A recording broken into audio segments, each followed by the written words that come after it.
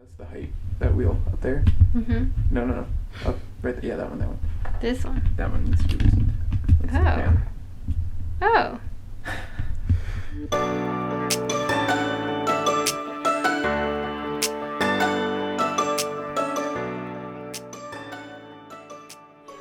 Hello, welcome back to Fiat Lux. If you haven't been here before, my name is Anna. I'm Justin.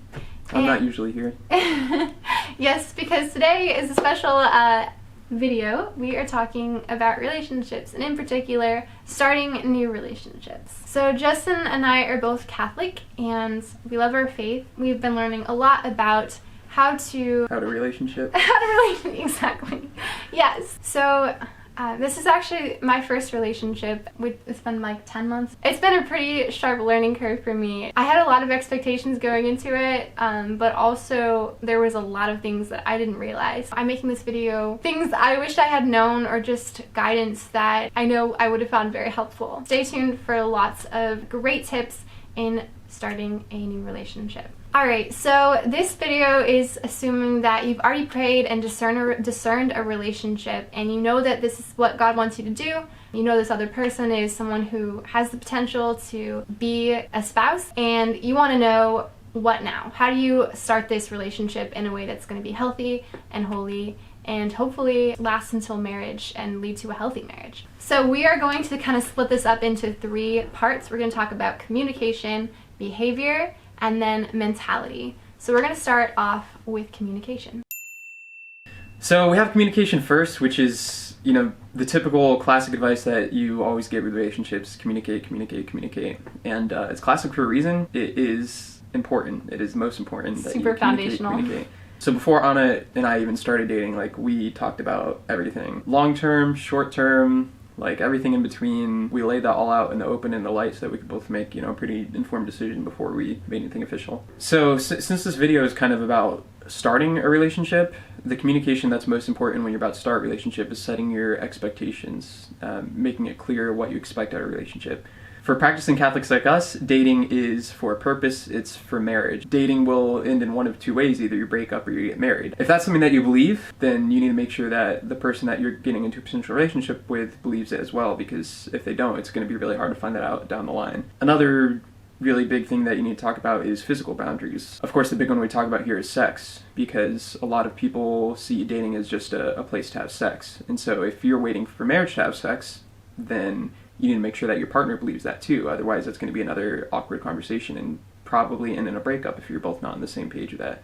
So you want to make sure that this person has the same morals as you, the same values, and that they're going to treat the relationship with the same respect. The only way to do that is by having an awkward conversation in the beginning. So when Anna and I started, right before we started dating, we sat down and we talked about all this kind of stuff, about what we see dating as and where we want to draw boundaries and lines and make sure we're on the same page. You want to get that done before, because when you find yourself, laying on the couch in the dark, it's not the time to have that conversation. That's going to be a very, very dangerous situation. So you want to make sure that you set up the proper boundaries and roadblocks before you hit that. Also, I can almost guarantee that you guys are not going to have the exact same expectations. Even if you're both practicing Catholics, you might have a pretty different idea of what boundaries look like in a relationship.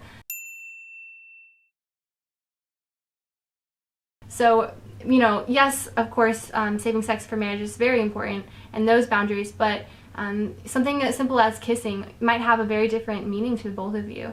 So having a conversation about that.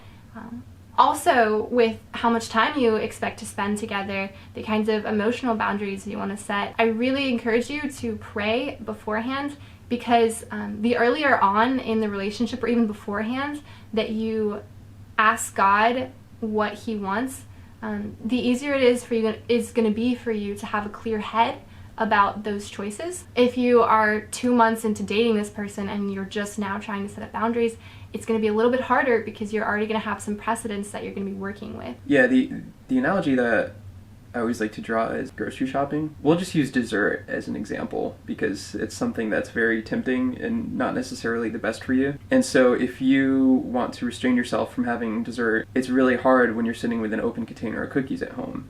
And the best place to avoid that is at the grocery store before you even buy them, you know? Because it's a lot easier to say no to a box of cookies when it's sitting on the shelf than when it's sitting in your house. If you're not prepared, like if you're not praying about this stuff, then it's kind of like shopping hungry, you know, where you go into the grocery store and like every box of cookies looks amazing and you have to have it and you just throw it in the cart and don't think about it. And you think like, oh, it's okay, I'll be able to practice that self-control later. But you're adding in a temptation that you definitely don't need yet and you're not ready for. Deny it early on.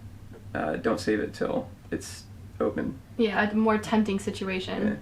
Yeah. Building off of that, don't be afraid to challenge each other. If you are afraid that, you know, I'll use a common example, but if you're afraid that a guy's going to leave because you say, yeah, I'm not going to sleep with you, then he's really not the kind of guy that you're looking for.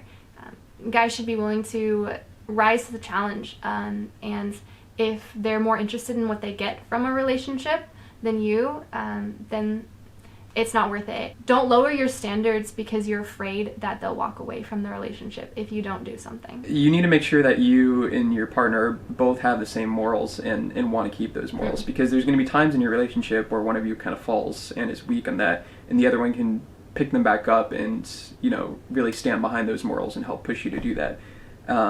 If, for example, you have a lower moral on something that you don't really care about and the other person is very serious about it, when they falter and they're weak, that person who's lower is not going to be able to build them back up and keep them strong in their morals. They're going to fall also because that moral isn't really important to them. So you need to make sure that you find somebody who has the same level of attitude toward those morals so that you can build each other up when the other is weak. That's part of being in a relationship with two people, is that you have this bounce back where you can have each other's backs when you're weak. So another thing where appropriate is compromise. It's really important not to compromise in areas where you're talking about physical boundaries and emotional boundaries and morals.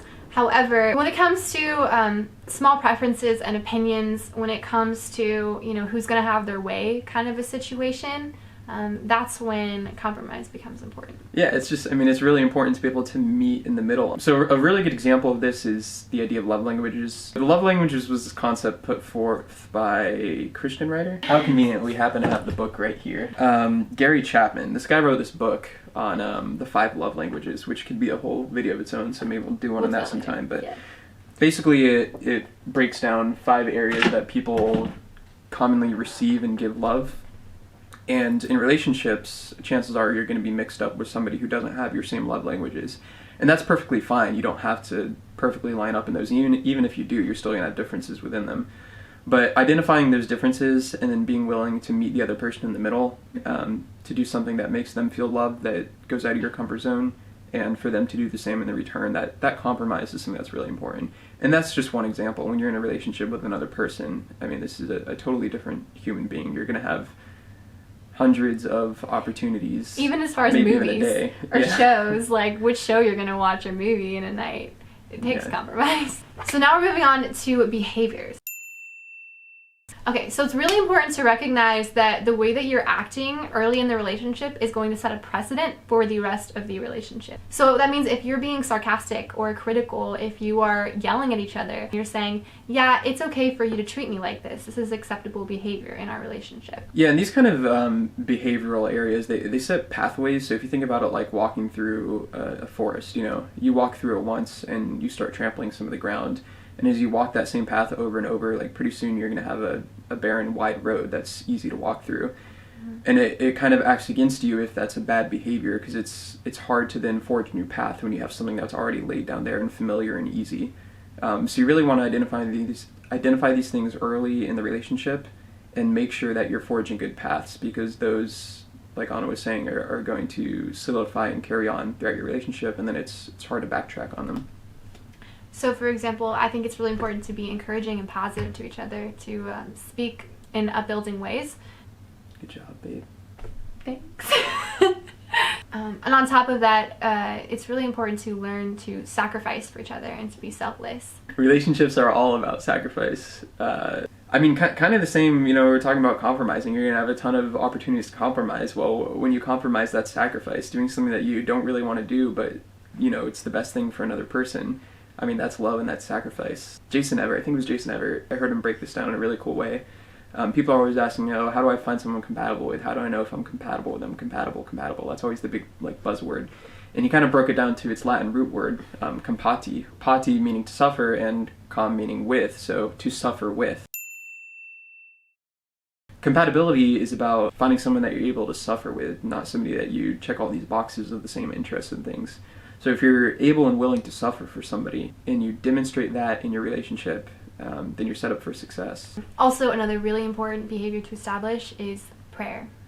As Catholics, God should be the center and foundation of our entire lives, and that goes for a relationship as well. So making sure that you guys are praying for each other and praying with each other as well is going to be a invaluable precedent for the rest of your life if you end up with this person. Yeah, faith in God should be the center of your relationship, and also it should still be the center of your life, whether or not you're in a relationship or not. So you should have a private, personal relationship with God, and together you should have that foundation also. Make sure that you nurture both areas of that so you don't lose it. So last but not least is your mentality. I know that personally I was so excited to be in a relationship that I just kind of wanted all of the good things all at once. That's really not how it's supposed to go. There is beauty in every moment and in every phase of your life. If you can't recognize the goodness and the beauty of the present moment, you won't be able to later down the road when you have fill in the blank. And the obvious thing there is marriage. You know, if you're constantly anticipating and waiting for marriage, impatient for marriage, you're going to miss out on such a beautiful part of your life throughout the dating process with someone. Being impatient for the future kills the joy of the present. And I mean, God wants you to have all these good things. Like all these things he wants to give to you in the right time, in the right place. That's why we have so much that's saved for marriage, is because you make a promise to a person, a vow. It's something that's going to last until death do you part. It's something that's so sacred. And that's why we have these things that are saved for that, because they're saved for that person that you're sure you're going to be with, that you're going to make that vow to stay with. As great as your relationship may be going, I mean, you just don't know for sure if it's going to end with marriage or a breakup. I mean, we don't know that for sure. And that's why we save those things for marriage, is because at that point, you know that you've made that vow, and that's when you know, without a shadow of a doubt, that you're going to be with that person. Yeah. You give yourself to them entirely. So don't rush in the relationship. Just cherish what you have. And next point with that is to focus on your friendship. I mean, it's meant to be fun, and you're getting to know someone to see if you would want to hang out with them for the rest of your life. So it's really important to get to know them, ask them questions about themselves, make memories together, and laugh, and just enjoy everything that you have, and don't focus on the things that you don't. Well, that's all we have for you guys today. I hope that you found it helpful. We will be making more videos on relationships in the future, and please check out the rest of this channel. There's lots of great Catholic content. Anything to add, Justin? Like, subscribe, comment your favorite part of the video. Comment which one of us you like better and why. Wait. Just kidding. Comment a thing that we miss that you think is really important. And as always, let's go light up the world. And do you want to say it? it?